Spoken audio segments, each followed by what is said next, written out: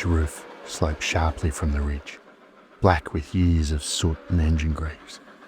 The winter wind tears across it at 40 miles an hour, carrying grit and smoke from the locomotive ahead. On either side, the dark countryside falls away. Paddocks, fence posts, the occasional pale smear of a farmhouse rushing past and gone. The night is clear and bitterly cold. A full moon hangs over South Gippsland.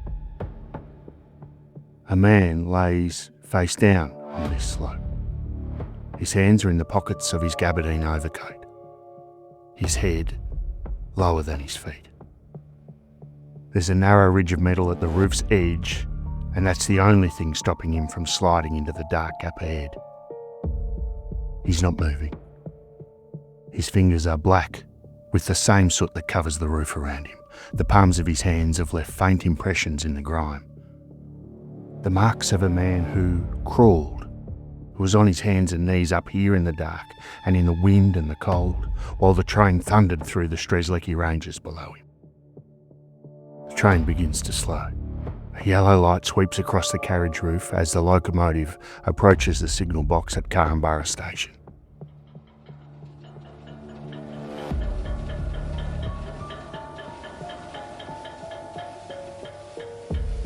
For just a moment, the shape on the roof is fully illuminated.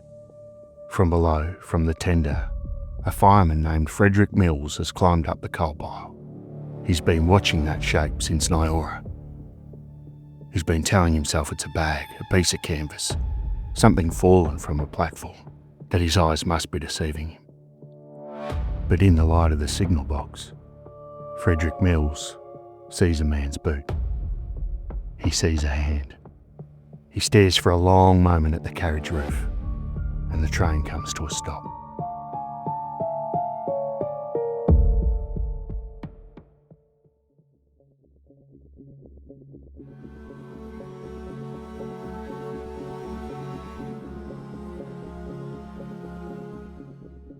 Welcome to Struth, a podcast about the most extraordinary true stories in Australian history. Today's story is set in South Gippsland, Victoria, in the winter of 1919. It involves a young man, a borrowed rifle, and a train journey that should have taken 3 hours. All of this adds up to a mystery that was never satisfactorily explained. I'm your storyteller, Mark. Join me on the 6:30 to Gippsland.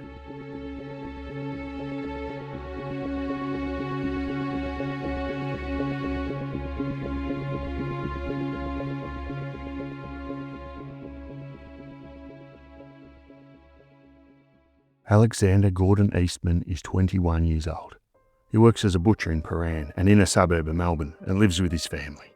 His aunt, Miss Annie Maria Smith, and various other relatives in a comfortable working-class household in the south of the city.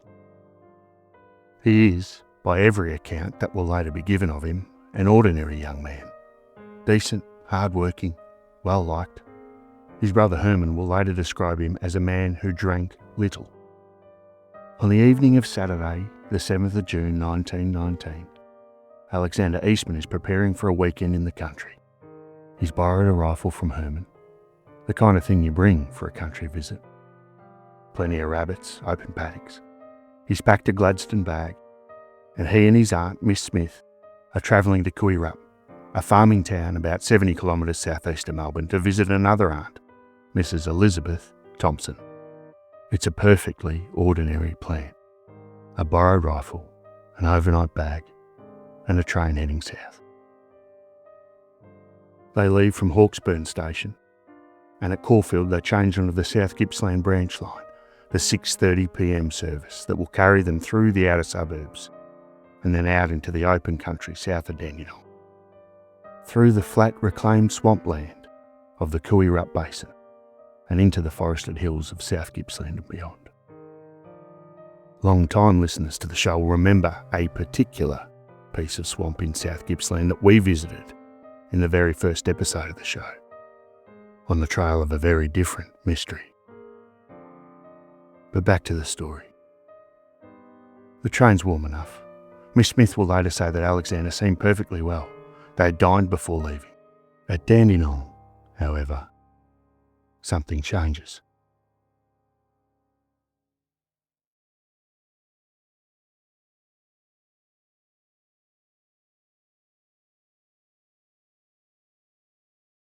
Alexander Eastman stands up.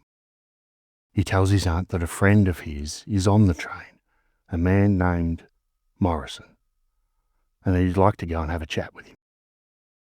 He expected to meet Morrison at either Caulfield or Dandenong. His brother Herman will later confirm that this conversation took place with him as well. So whatever theories we develop about this Morrison, we can be sure that it wasn't just Miss Smith mishearing or misunderstanding something. Eastman says he won't be long, and he steps out of the compartment. Miss Smith is left to sit alone. Outside the window, the Dandenong platform slides past. The doors close, and the train moves south into the night. She doesn't see her nephew again. He doesn't return to his seat. There are approximately 45 kilometres of line between Dandenong and Korumburra, and the train makes several stops along the way. Cranbourne, Prahran.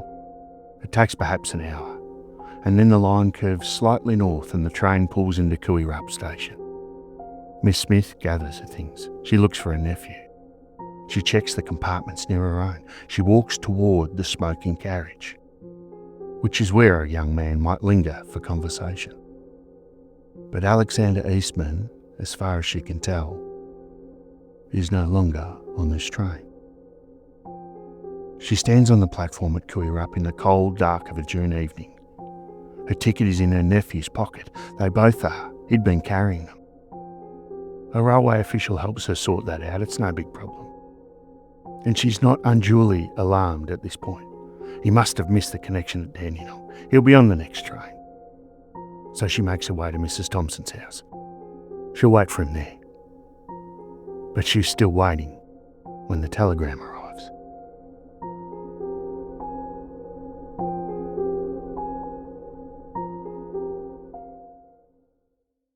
While Miss Smith is walking to her sister's house, the 6:30 to Gippsland is still running.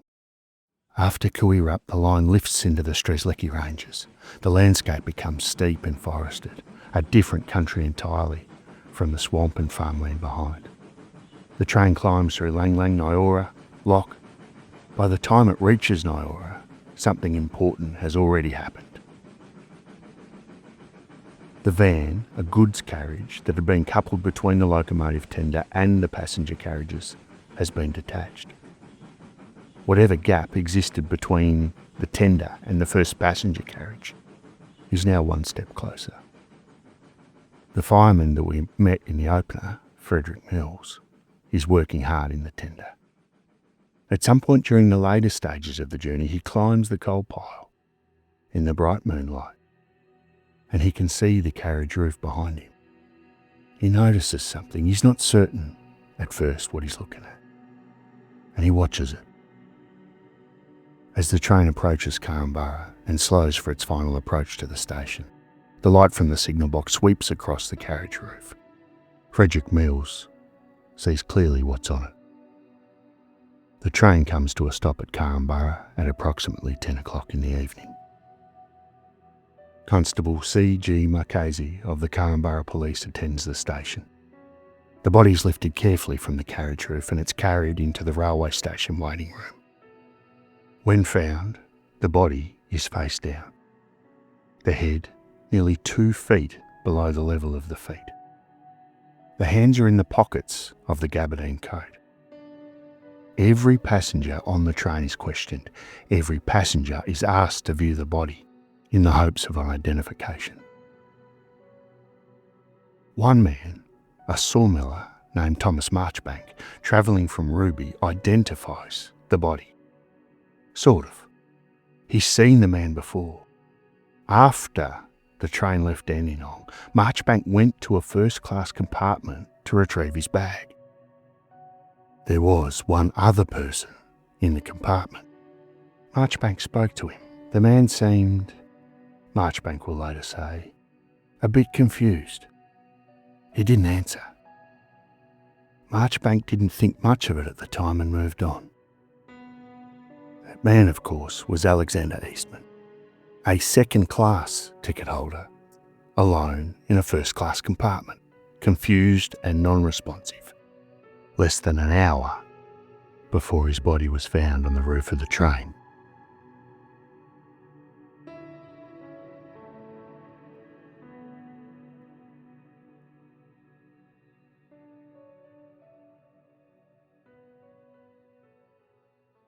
The examination of Eastman's body and his belongings produces a picture that is, at first glance at least, reassuring, and then on closer inspection, deeply strange. On his person, there are 2 watches, a gold watch and a silver watch, both in their pockets, both undamaged. There are gold cufflinks in his shirt sleeves. And there are the train tickets we mentioned, both his and his aunt's, which he'd been carrying. There's a string pocket knife, a large one, 3 halfpence and a farthing, 3.5 pence in total. His Gladstone bag's also recovered and it contains nothing to eat or drink. His rifle is accounted for. And then there are the absences, the things that weren't there. His aunt, Miss Smith, is clear on one point. When she last saw her nephew at Dandenong, he was wearing a gold band ring on the little finger of his left hand. It was engraved with his initials, AGE. She's asked whether it might have slipped off. She is certain it could not have. It fitted too well to permit of its dropping off, she says.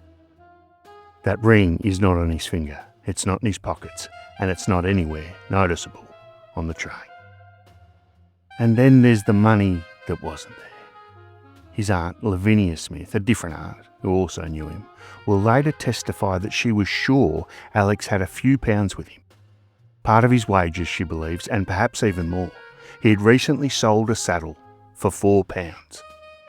So in his pocket, at the time of his death, there was only 3.5 pence. But he should have had several pounds. But it's the watches, both of them, that proved to be the most curious items found on Eastman.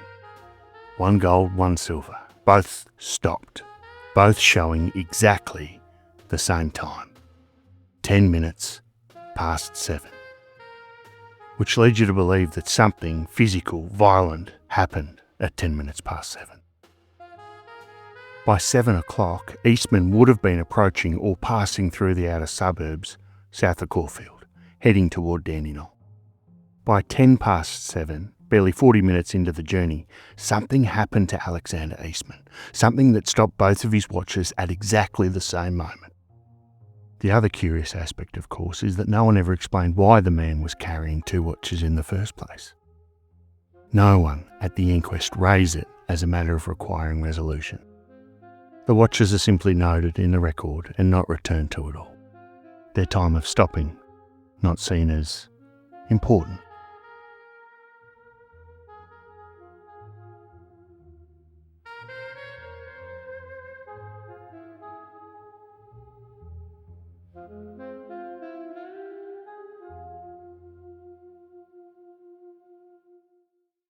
Speaking of the inquest, it was held on the 25th of June 1919 at the Melbourne City Morgue before Deputy Coroner Mr. A.H. Phillips. 11 witnesses gave evidence. A post-mortem examination had been conducted by Dr. C.H. Mollison. Mollison's finding was as follows.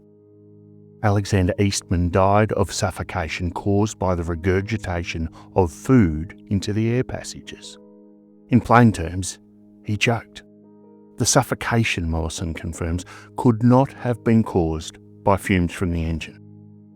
Another important factor was that the post-mortem revealed no sign of mental disturbance, and this was certainly corroborated by all who knew him. Detective Sergeant P. Sullivan, who was dispatched to Korumburra on the 9th of June, presents the theory at the inquest that became the official account. Sullivan believes Eastman, after leaving his aunt at Dandenong, made his way to a first-class compartment. Whether by mistake or by design is unclear. He was holding a second-class ticket. In fact, he was holding two.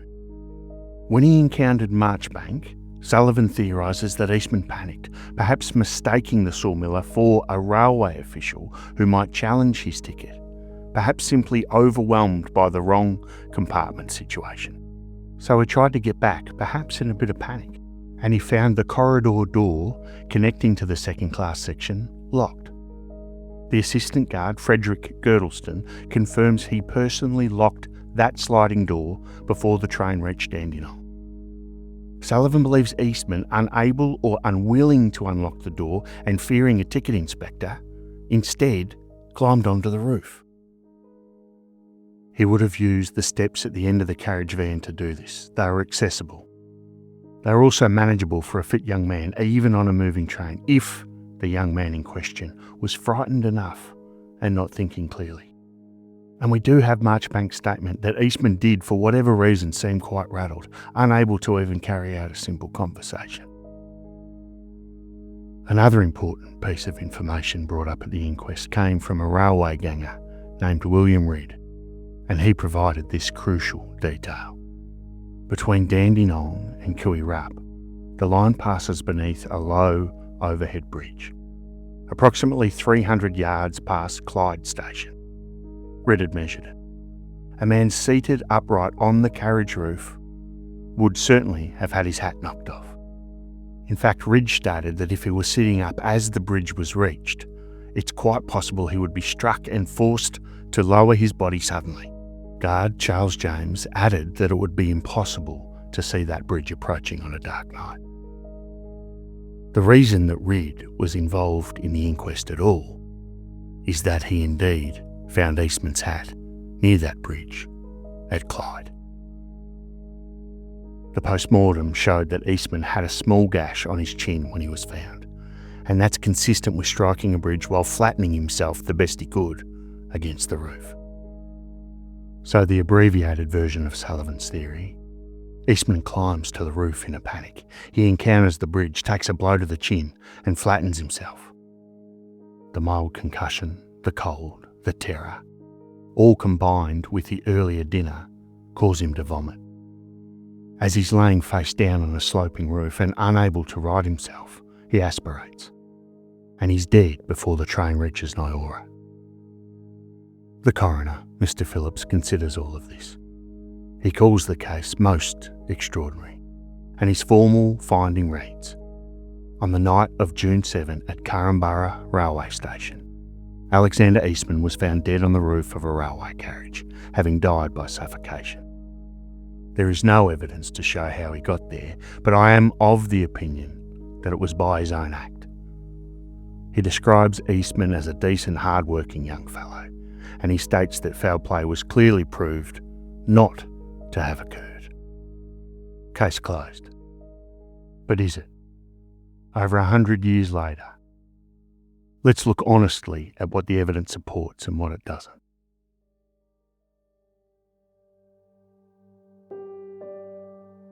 Theory 1. The panicked ticket dodger.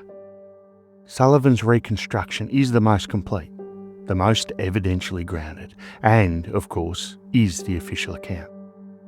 It's supported by the locked door, the hat at the Clyde Bridge, the chin wound, the soot racks on the roof, which, most importantly, show only Eastman's crawling, no evidence of any other person, and Mollison's finding that he died by choking on vomited food.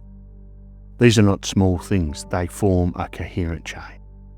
But the theory has a problem at its very core, and the problem is this: Alexander Eastman had a valid ticket. He was in the wrong compartment, yes, a first-class compartment with a second-class ticket, but this is not, by any stretch, a hanging offence. It's not even a significant one. A railway guard or inspector might have just asked him to move to the correct carriage. In the worst case, he might have paid a small surcharge. Probably the embarrassment would have been the worst thing that happened to him.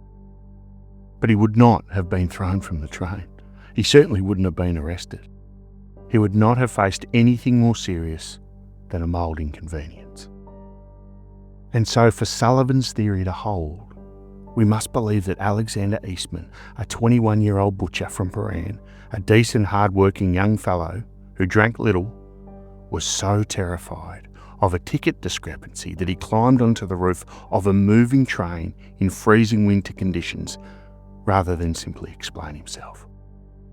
We must believe that a man who had done nothing wrong, who was holding valid tickets for both himself and his aunt, responded to the presence of a fellow passenger in the compartment by crawling out a window and onto the roof in the dark.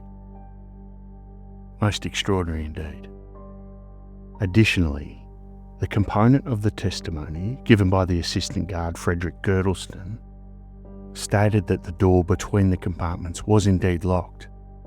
However, he also added that it could easily have been opened by a key, of course, or also something such as a large pocket knife.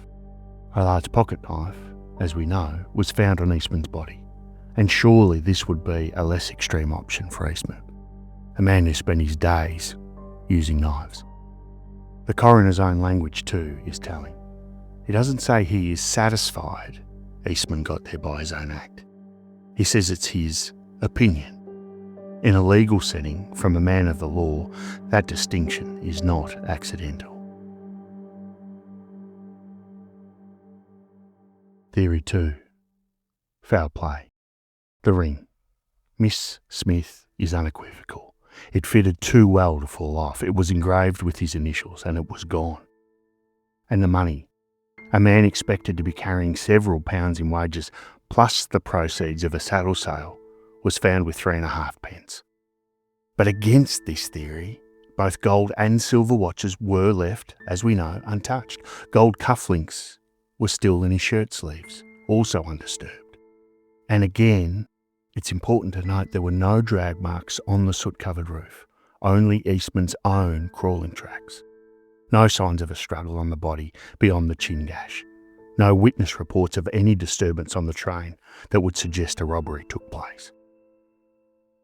These are some of the reasons the coroner was satisfied there was no foul play, but his reasoning, in the record, is stated as conclusion rather than argued in full.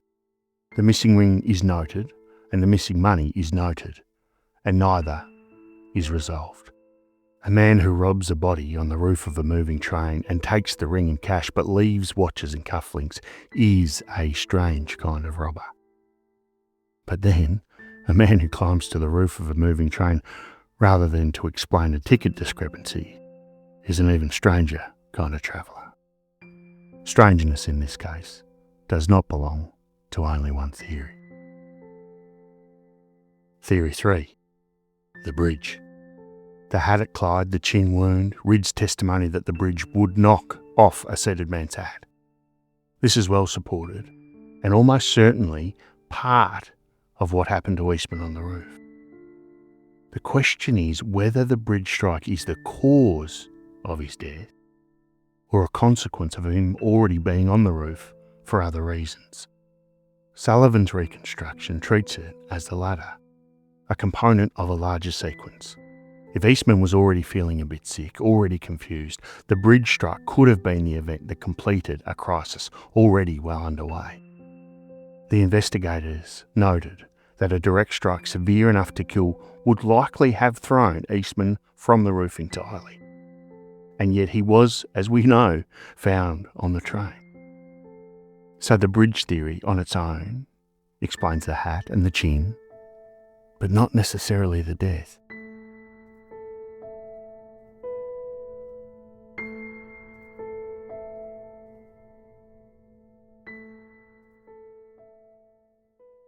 Theory 4. Something was wrong before the scene on the roof. Thomas Marchbank finds Eastman in the first-class compartment, confused, unresponsive. This is, of course, before any roof climbing has occurred. This is still relatively early in the journey, south of Dandenong, while the train is still in the flatter country. Both watches stop at 7:10, 40 minutes after departure from Hawkesbury. So what happened at 7:10? The post-mortem found no signs of mental disturbance and no indication of illness as a cause of death. Mollison does not describe any pre-existing medical condition. Eastman's family certainly does not raise one. But Marchbank describes a man who could not respond to a direct question.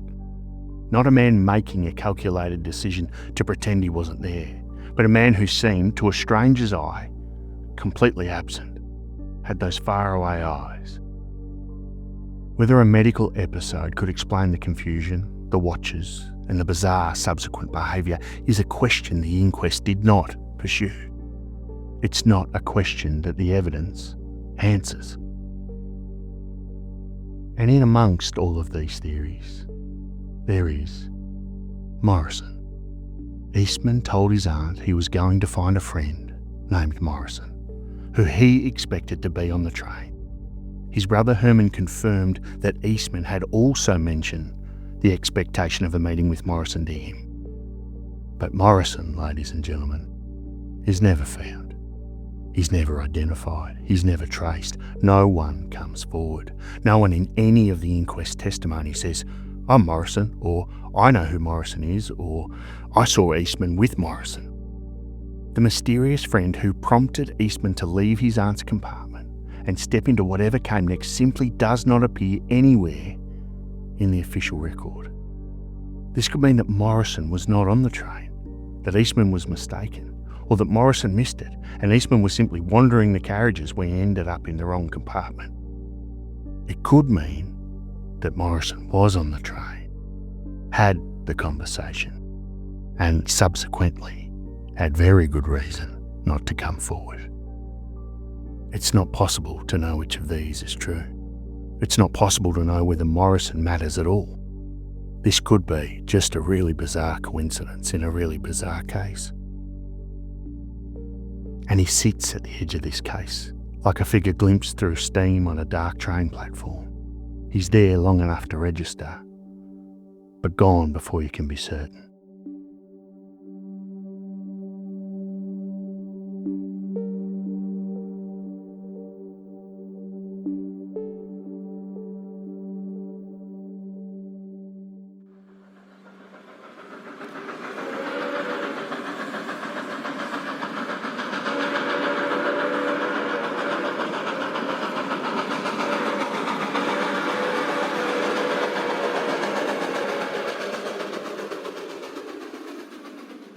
Deputy Coroner Phillips called this case the most extraordinary he had encountered.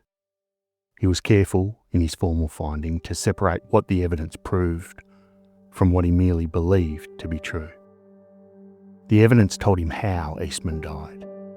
It did not tell him why he was on the roof. I am of opinion that it was by his own act. That is the official account of what happened on the 6:30 to Gippsland on the 7th of June 1919. A young man with a valid ticket got onto the roof of a moving train in freezing conditions, struck an overhead bridge and choked to death on his own vomit. It's possible. There's no single piece of evidence that contradicts it. But it doesn't explain the missing ring. It doesn't explain the missing money. It does not explain the watches or the confused man in the first-class compartment who would not answer a direct question. And it does not account for, nor explain, Morrison. And so Alexander Eastman was buried without answers. The inquest file was closed. The detectives, as they had to, moved on to other cases. The 6:30 to Gippsland ran the following Saturday, and the Saturday after that, and the Saturday after that. Through the winter into the spring, through the rest of 1919 and the years beyond, carrying passengers from Hawkesbury south, through Caulfield and Dandenong, and Clyde and Nyora, and all the way to Korumburra, past the bridge that knocks off a seated man's hat. The heritage-listed Korumburra station still stands, a red brick Queen Anne building constructed in 1907, still serving the line. The platform where Frederick Mills raised the alarm on a cold June night in 1919 is still there. And somewhere in the holdings of the Public Record Office, Victoria, if it survived, there is an inquest file from June 1919. It contains 11 witness testimonies, a deputy coroner's finding, and at the bottom of it, a word that carries a great weight for such a small word. Opinion. Truth.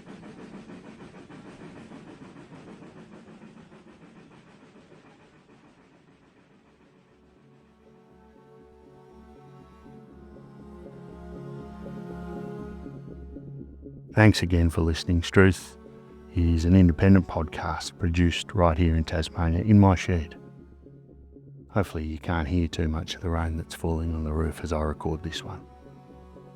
If you enjoyed the episode, please subscribe, leave a review, tell someone about it. It helps more than you know. Independent podcasters are all up against the algorithm gods, and every little bit helps. If you'd like to hear more Struth, please come and check us out on Patreon, Struth Premium. You get a bonus episode each week, and you also get 1 week early our regular feed, completely ad-free. There's some links in the description below. Thanks again for listening. I really appreciate it. I'll catch you next time.